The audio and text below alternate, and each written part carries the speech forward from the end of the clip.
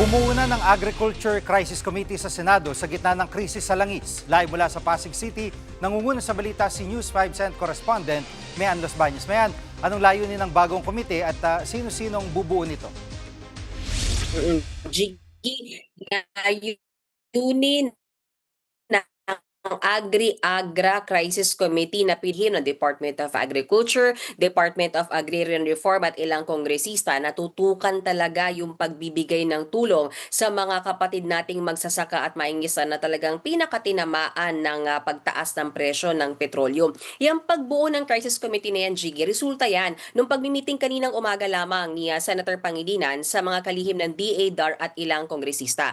Dapat daw kasing tutukan na hindi matitigil yung produksyon ng ating pagkain para hindi rin magkaroon ng disruption sa supply ng pagkain kahit sa gitna ng krisis. And then of course, Chigi, yung pagmo-monitor talaga sa presyuhan ng pagkain. At dahil mukhang magtatagal pa yung pagtaas ng presyo ng petrolyo, suportado ni Senator Pangilinan yung pagkakaroon ng supplemental budget. Kung maalala mo, Jiggy, na-report ko na rin sa'yo ito, I think past weeks, yung nauna naman na bill ni Senator Risa Hontiveros calling for 52 billion pesos na supplemental budget o dagdag na budget ng gobyerno na nakatutok lamang na pantulong sa mga sektor ng ating lipunan na pinakatinamaan talaga ng pagsirit ng presyo ng petrolyo, kasama na dyan mga magsasaka, mahingisda, OFWs at yung transport sector. Narito ang bahagi ng pahayag ni Senator Kiko Pangilinan. Hindi kasi na-anticipate ng 2026 budget itong krisis sa Middle East. Lahat yan, ibig sabihin, ay may direktang epekto sa pagtaas ng presyo ng pagkain. Paano masusuportahan yung magsasaka, mangingisda, jeepney driver, at iba pang sektor na apektado dahil nga dito. Sa pamamagitan ng dagdag na budget, ay magagawa natin yan. At may mungkahi ba mga senador para mapigilan ng pagtaas ng presyo ng bilihin?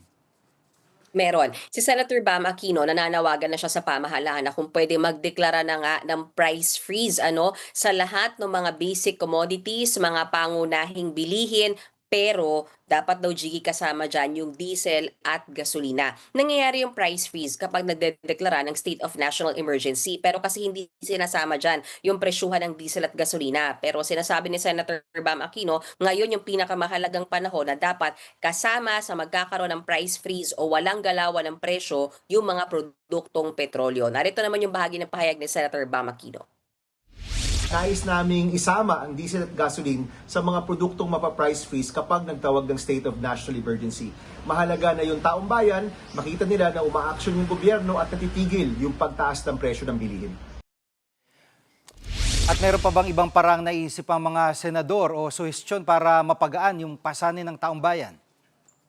Basically, Jiggy, kung ano yung nangyari nung pandemya sa ilalim ng bayanihan law, yan yung ngayon na nakikitang pwede ulitin, sabi ng ilang mga senador. For example, Senator Amy Marcos, nananawagan siya ng loan moratorium o tigil-singil muna sa mga utang na nagawa sa SSS, GSIS, PhilHealth at Pag-ibig. Malaking bagay daw yan para maibsan talaga yung paghihirap ng ating mga kababayan. Kasi, Jiggy, kung hindi muna maniningil nung mga naging utang natin dyan sa mga ahensya ng gobyerno na yan, at least hindi makakaltasan na yung sweldo ng ating mga kababayang nagtatrabaho. Habang Senator Jinggoy Estrada naman, ang kanyang itinutulak, kung pwede, no disconnection policy muna sa mga kababayan natin na hindi kakayaning magbayad ng kanilang bill sa kuryente at saka sa tubig. At kung pwede rin daw, wala munang mga interest na sisingilin at magkaroon din ng, kumbaga, pwedeng malate na fees sa mga credit cards. Samantala, yan ang latest. Balik sa iyo, Jiggy.